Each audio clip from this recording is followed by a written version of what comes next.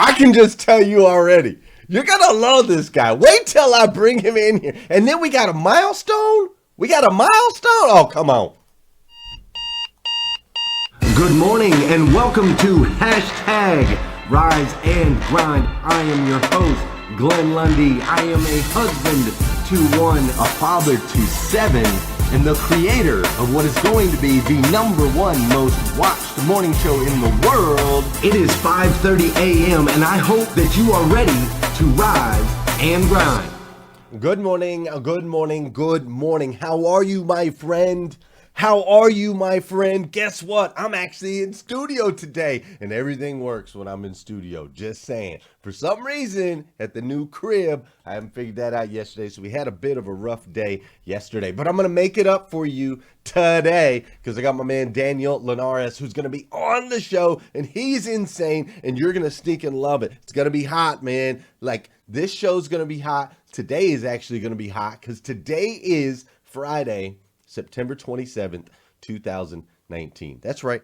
Friday, September 27th, 2019. And what's crazy is today is the very first and the very last time it's ever going to be Friday, September 27th, 2019. So I want to make sure we make the absolute most of this incredible day. Fair enough? Let's make the absolute most of this absolutely incredible day. It's supposed to be like 91 degrees here in Kentucky. We've had this little taste of fall, this little taste of a bit cooler weather, but it looks like summer is bringing it on. It's going to be a hot weekend all across the country from what I saw. So be ready for that. Now listen, I got to ask you a question this morning. Have you ever in your life, have you ever wished, like, have you ever just been like, man, I wish that I could turn my passion and my hobby into a career that will impact and affect other people's lives? You ever wish that?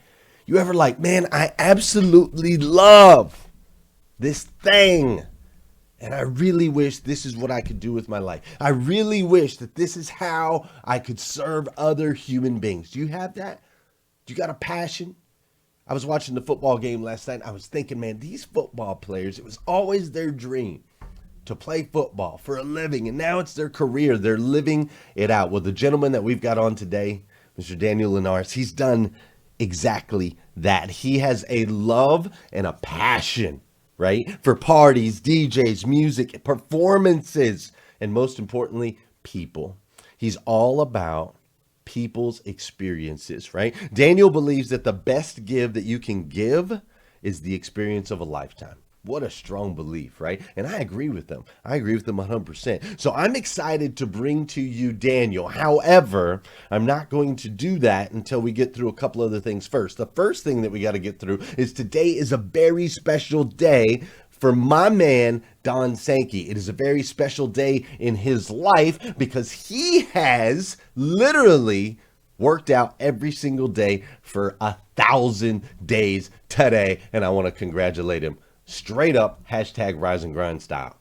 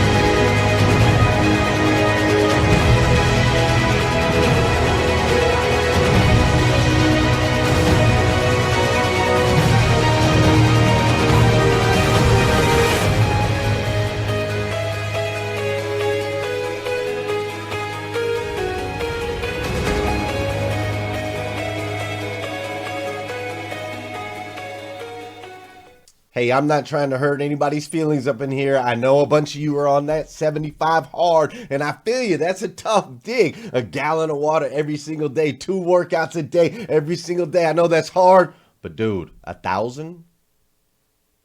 1,000?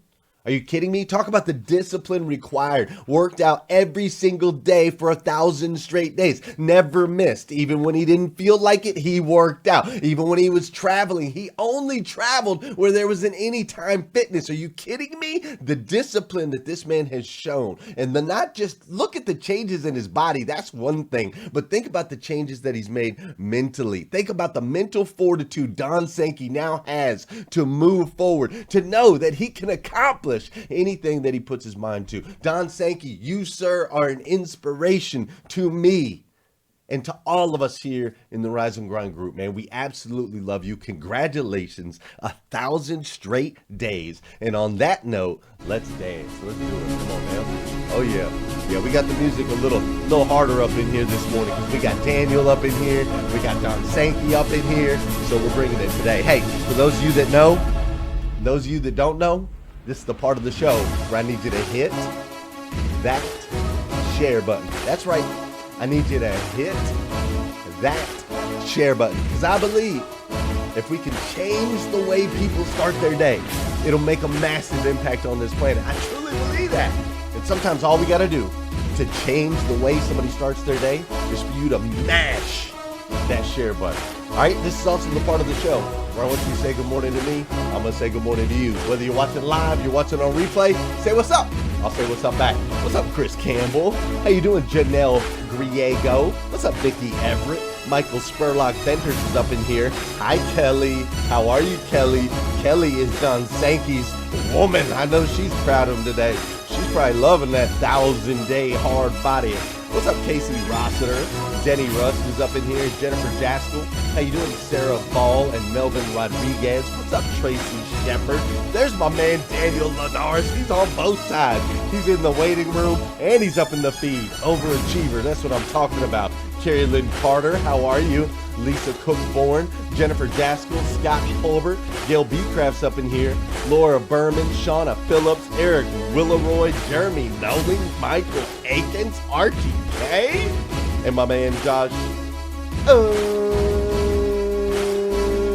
What's up, Tony Kritz, Emily Goffler, Sarah Ball, all the way across the pond. I think she's in Italy right now. My man Mike Overfelt, who's up 30% in his dealership since the 800% Club. That's what I'm talking about. What's up, Rick Tamburino? Keith Gentry made it live this morning. Great to see you. That's right. What's up, Laval Evans, Jesse Miller, Pam Wooski? Look, it's lit up in here today. It's lit up in here today. We're bringing an over-the-top experience, and I'm telling you, if you haven't done so, if you don't normally do it, will you do me a big favor? Hit that share button. There's no greater way to honor our guests, those that rise with us here on hashtag Rise and Grind, to join us. This is not an easy thing to do. To join us at 5:30 a.m. from wherever they are in the world, the best way we can honor them is hit that share button. But let you learn a little bit about my man Daniel, and then I'm going to bring him on live. I was born in the 80s in New York City, and it's been home since day one. I always knew I wanted to stay here and build my business in the Big Apple. Nowhere else on the planet really feels compatible with my work ethic and my DNA. I'm an entrepreneur at heart. I love the hustle. It's in my blood. It fuels me.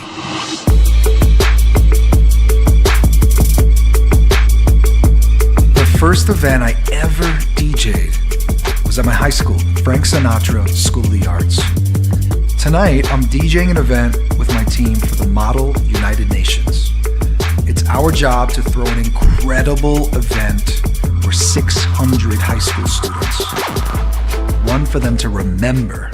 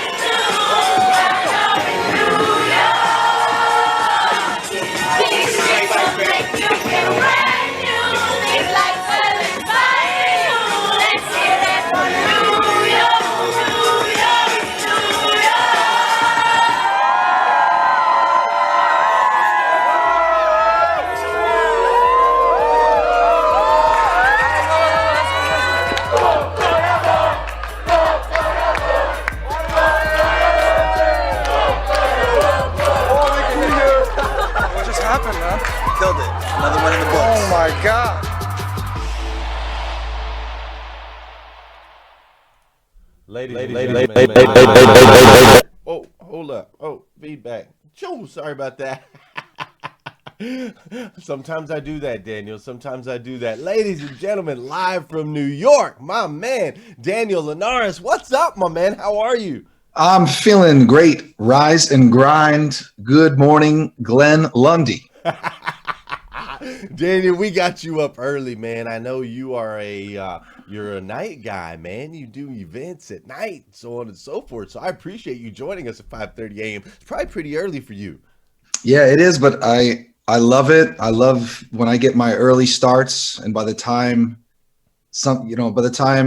late morning happens, I'm up and I've already done 5 hours of work. So I can't disagree that early mornings can get a lot of productivity done, man. Yeah, So no doubt. happy to be here. Thank you for having me. What's up, Rising Grinders? Man, we're glad you're here, and I appreciate you bringing all that hype, man. That party, that video, the music. I can feel the energy. I'm up here singing New York, New York. That's what I'm talking about. That New York energy is electric, man. I love New York City. When I get up there, it's an incredible place. Tell us a little bit. I mean, you grew up in New York, man. So tell us a little bit about like who you are, maybe a little bit about your family. Introduce yourself to my crew, my tribe here in hashtag Rise and Grind. Well, everybody, my name is Daniel Linares. I am born and raised in New York City.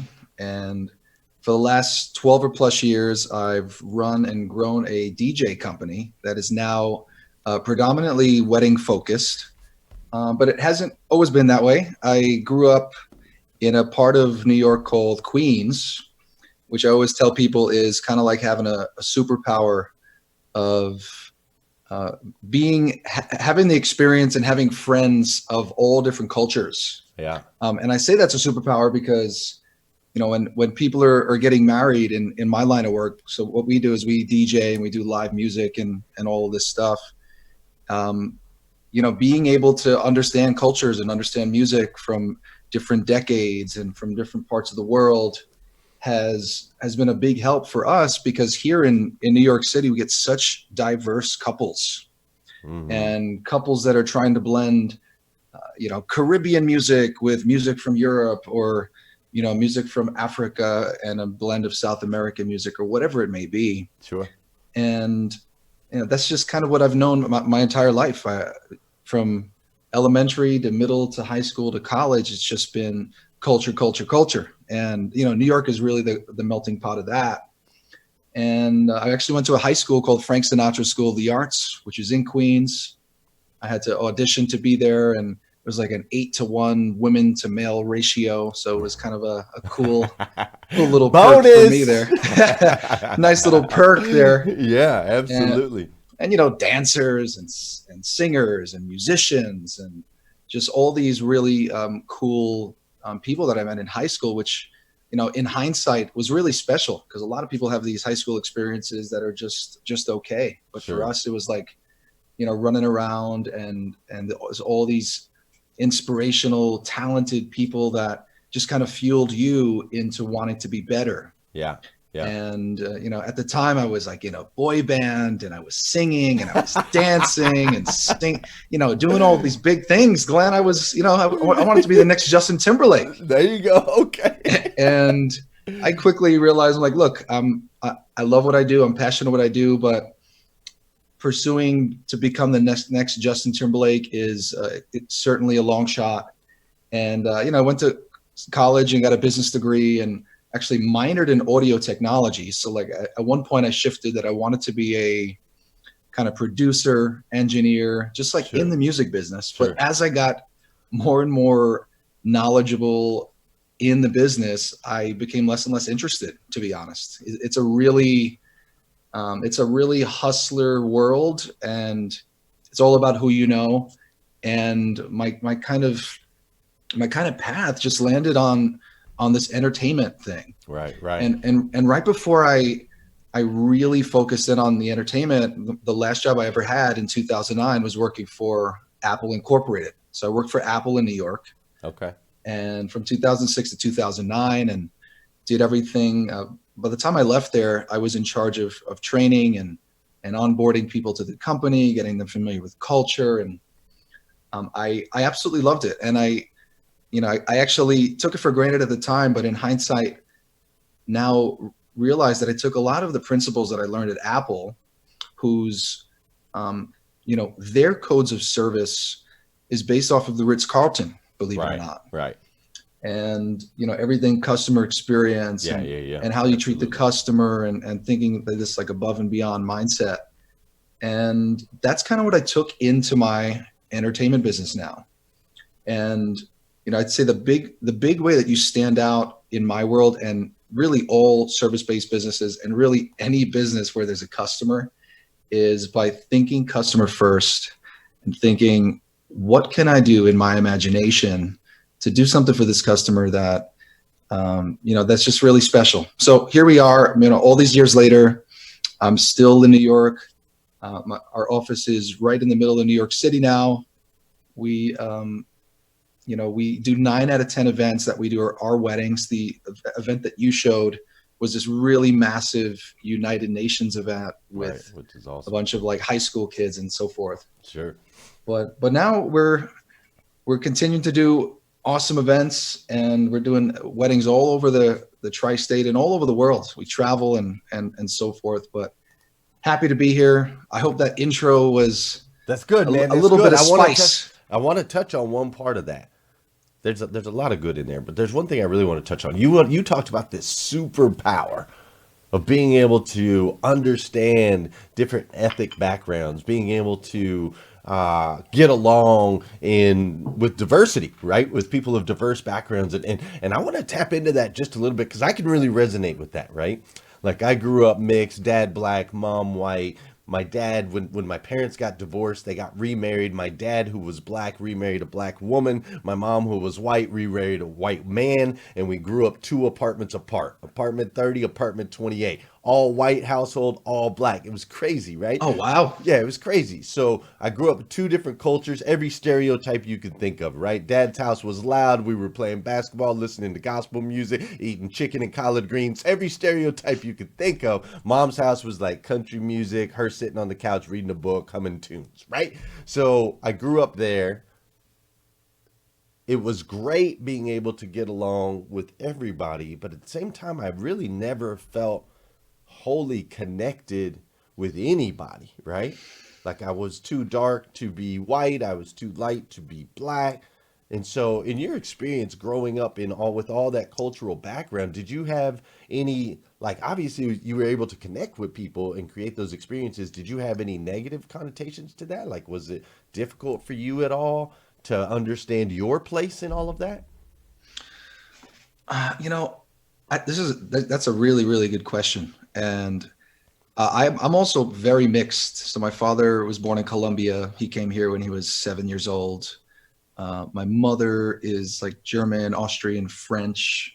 So there's that Latin kind of white mix there, and Hmm. the ethnically ambiguous, just like the two of us. Like, Right. Glenn, where are you? Are you Egyptian, Glenn? It's Totally. hard to figure that out. But you know, I guess I'm kind of the confusing ethnic in New York, where I was like pretty well accepted everywhere, but I wasn't really fitting the mold for anything. That's right. Yeah. And that was another piece that I thought was kind of interesting. Like I wasn't just kind of in this category or that category. Uh, And just from my upbringing, like my mother was this person that would just become friends with everybody. sure. And we never in New York, we never like had this whole like racial divide, at least in my high school. Right. Right. And I was friends with all the cliques. There was different cliques of different races. And I was just lucky. I really was, That's that great, man. I didn't feel that. But I'd like to ask you, how did you overcome that? Like how did you find your place in you know such an interesting position? Sure. I think ultimately, it's kind of like It's like you said, it's kind of like a superpower, right? Like, so, everybody, every superhero, not that I'm a superhero by any means, but every superhero's got like a traumatic backstory, right? Like there was something that happened that caused them to evolve into the person that they are today. And I think my upbringing, I really did have to try harder than I'd say most to get along with people, right? Like I had to connect with people, I had to develop relationships. I didn't just fit. And so for me, it was just a matter of I used to do things like you, like I was not at your level, of course, but I liked to throw parties. I like to bring people together. I like to make people feel like they're a part of something bigger than themselves. That's what I do here with my group, with Rise and Grind. It's what I've done in all my businesses. Is I've always taken this thing that I have inside, this need to make sure that everyone is having a good time, right? That everyone feels comfortable and a part of something, and that's what I brought to now. So you throw like these designed parties, and it's a lot of work, right? It's a lot of work. I know the kind of things I throw events, so I know how much work can go into this. Like, where do you think this original passion stemmed from? So we were working, we loved music, we thought maybe JT, right? We were like, maybe we're gonna be JT, maybe we're gonna be in a boy band. And then we kind of moved through that. We got to Apple. So like where's this passion to offer people this incredible experience to the point where you're like, this is what I'm going to do for a living, this is going to be my life, is I'm going to make sure everyone else's experience is top notch? Where do you think that comes from? It just came at such an early age. I mean, in high school, somebody asked me, they said, "Hey, can you DJ an event for us?" And at the time, I had a home studio, recording studio. We used to do all kinds of like recording sessions, and I was the producer engineer at the time. And somebody asked me if we had the gear for it. So I said yes, even though I didn't have gear. Right. And that's kind of like the story of my life as an entrepreneur. You kind of just say yes, and you figure it out from there. Yeah, man. So I I said agree. yes, and it gave me the pressure to have the equipment in 6 weeks from the time they asked me. So saved up enough money. I went to Chinatown in New York City. I bought some sound equipment for $700. And I remember this so clearly. The first event we did, the these speakers were turning off because the amplifier they sold us wasn't powerful enough. Right. So I'm like, whoa, whoa, whoa. They told me this was going to be fine, but they gave us these big speakers, but the speakers couldn't get powered by this little amplifier. So I said, well, this is not acceptable. So I said, well, I'm going to do what my grandfather would have done. I'm going to go in front of this. Well, I'm going to go in and try to get an upgrade to the proper amplifier. So I go there and they said, no, I'm sorry. You got to spend another $500 to get the proper unit. I was like, what are you talking about? This is, false advertising, whatever I was saying at the time. Right. Sure. And I said, well, if you guys don't swap out my amplifier, I'm going to stand outside and tell people not to come in here to do business with you guys because you do shady business practices. Right. They're like, yeah, okay, whatever. So I went outside with my buddy, and for the next like couple hours, we're just standing outside, and people that are about to walk inside, we say, oh, you don't want to do business with them. They deceive you. And 3 hours later, the police come and they're like, hey, you guys really can't be doing that. And he's like, just stand over to the business next to them. Right. And they came out finally and said, okay, we're going to upgrade the amp for free. So I finally had the equipment that we can do what we needed to do. And, the first events that we did were high school. And, the first wedding I did was my cousin's wedding, all this stuff. And it just kind of came from my upbringing of being exposed to music, just the Michael Jackson concerts and the NSYNCs and the B2K and the O-Town, like all of this stuff I was really into. And my friends and we were kind of creating our own little mold of, we wanted to be performers. Sure. So when we were building this kind of performance artist boy band kind of group, it was shaping me to be just an entertainer, understanding improvisation, understanding how to talk from stage, how to sing from stage, Right. How to move. So like all of these things just started happening at a very young age, and people started to think I was pretty good at it. And one thing led to another. I started to kind of get really obsessed with marketing and branding, on how important that was to be taken seriously. And here we are, 2019, and I like to say that my brand is definitely one of the more polished ones out there. People take us very seriously, Yeah, man. and here So we are. so here we are. Let's go to today, right? Let's go. It's September 27, 2019. You got a big event, and it's going to take a lot of work. There's going to be a lot of things that are going to, problems that are going to come up. You got to deal with this person. You got to deal with that person. You're in the middle of the thick of it, right? Everything's like chaos. What is it that you're like, what's the reward that you get out of it at the end? Like, why do you stay in that fire? Why do you stay in that fight? Are you kidding me? You're doing weddings for people? Are you kidding me? I know how these brides can be. This has got to be here. That's got to be there. The music's got to be this. Everything's got to be perfect. You are in an intense environment. So what is it? What is it like? What is the reward? Why do you love it? What do you get out of it? What's the reward for you? There's no better feeling than somebody giving you the responsibility, what a lot of people think is the most important responsibility, which is, if the music is right, if the entertainment is right, if the vibe is right, the rest of the event is going to just be a massive success. Mm-hmm. The flowers might not smell the right way, or the tableware may be a little bit different than they planned. But if the entertainment is right, then people are just going to have the most incredible time. So it's like that pressure, knowing that that's our responsibility, and then taking guests, what are from complete strangers, people that are walking a little bit skeptical, hey, I don't know if these guys are going to be good, or what have you, to them at the end just looking at you like, wow, Yeah. how did you do that? How did you just bring a room of diversity, or a room of 20 something year olds and a room of 50, 60, 70 something year olds together and throw the most incredible celebration? It's kind of that challenge every single event, to prove to people that, don't worry, we got you guys. Right. We got you.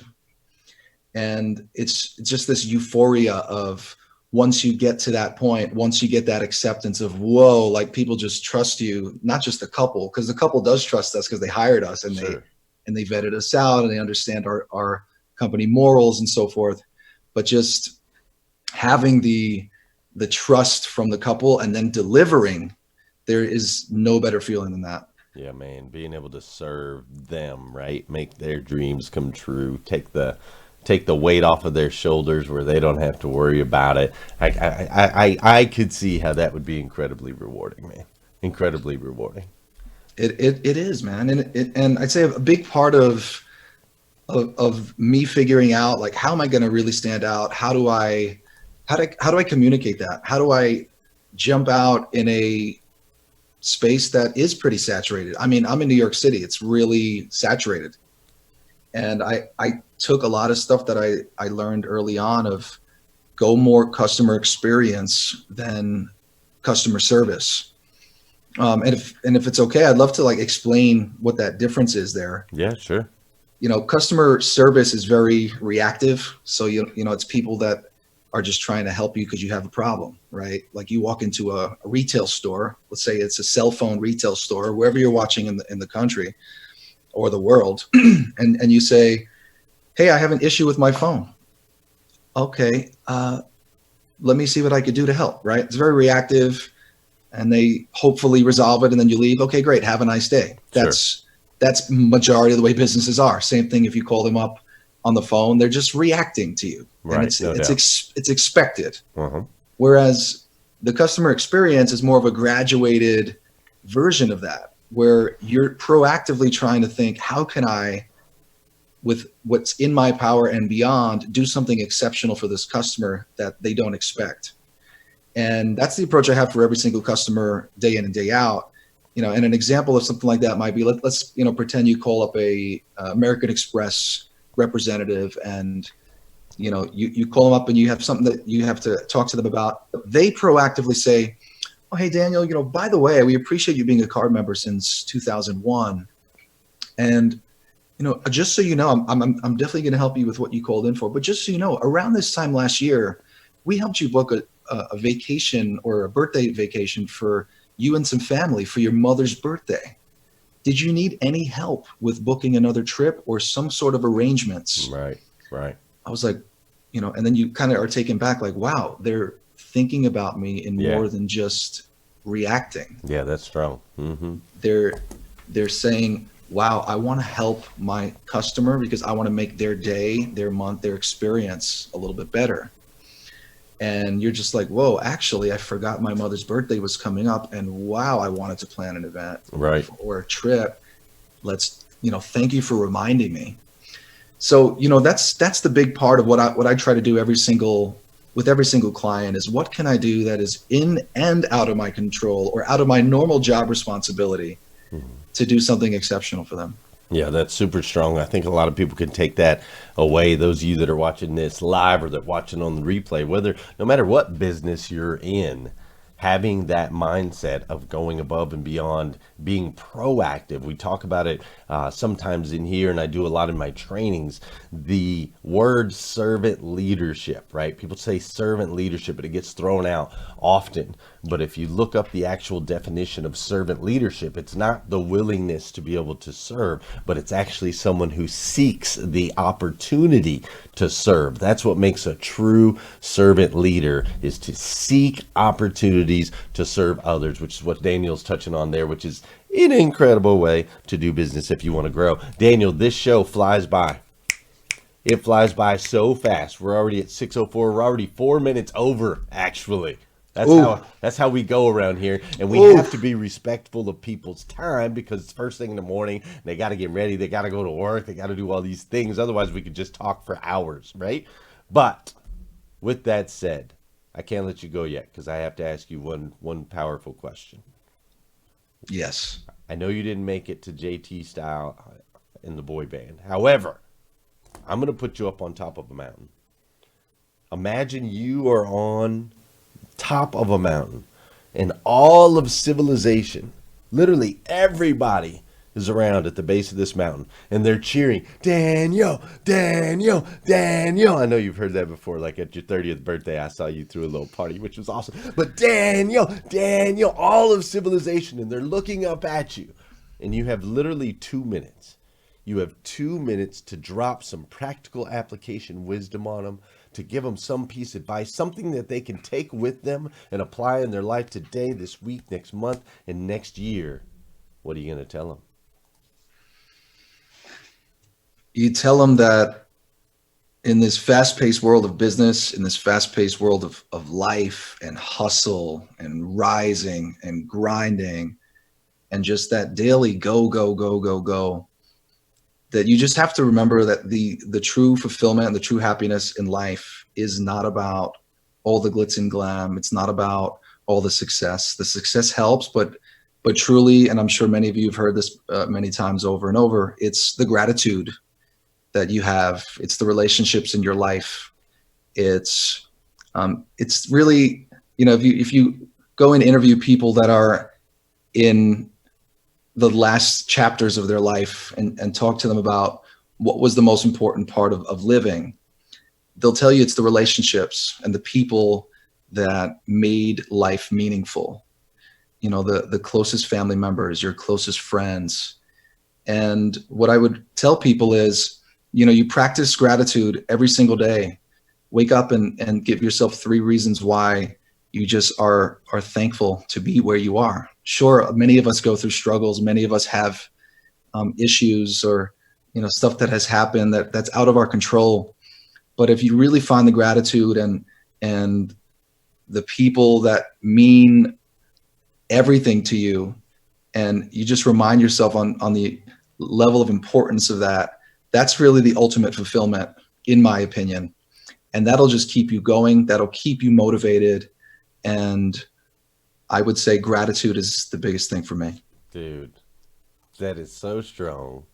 So strong. And what an awesome way to end an awesome interview, reminding everybody as they walk out there into their weekend, as they walk out there into the hustle bustle, the glam, the glitz that's headed their way, to just remember how important it is to come from a place of gratitude and focus on the relationships. Daniel, you are an incredible human being, man. Glenn, I appreciate it. Thank you so much, and I appreciate what you're doing for the entire world with this rise and grind and everything else you're up to. So I commend you, my friend. I have gratitude for you. Thank you for having me on here, and just keep grinding, my friend. Hey, you do the same. Don't go anywhere quite yet. If anybody wants to follow you, do we want them to just go to your website, daniellinares.com? You want them to follow you on Facebook, Instagram, Snapchat, Twitter? What's your dig? I feel like Snapchat is losing its steam a little bit, but but yeah, connect with me. Daniel.nyc is a short URL to get right to my website. Okay, great. But yeah, would love to connect on Facebook. Love to connect on Instagram. Working on all kinds of stuff. So would love to connect with people there. And yeah, let's connect, everybody. Well, beautiful, my man. I appreciate you joining us this morning, and I do want you to know that, man, what you're doing out there in the world clearly is making an impact, right? You're making an impact in people's lives with your events. I could see the love that your family has for you and the impact that you have in your family's life. You have a beautiful family, by the way. And so Thank you, sir. So all these things that you're doing, they really are making an impact, man. They're making an impact on your friends, your family members, your coworkers. This morning, you've made an impact on me. You've made an impact on this group, and I absolutely love you for it, my man. So hang tight, and I'm gonna say goodbye to them, and then I'll come back to you. Fair enough? Thank you, man. Sounds great. All right, thanks. Yo, that was Daniel Linares. He is the man. Follow him. His stuff is awesome. His videos are super cool. He does a video like a vlog, I guess is what these young people call it, right? I'm trying to stay in tune with what's going on out there. But he does a vlog, and you can see his videos. You can see all the things he does. He's in New York City, so it's absolutely electric. Anyway, what better backdrop? I mean, my goodness. I'm very grateful to be where I am here in Kentucky, but the backdrops in New York and the electricity is insane. Listen, my friends, one more shout out of congratulations to Mr. Don Sankey. He is the man at 1,000 days. Now I'm feeling already mentally like I need to come up with something spectacular.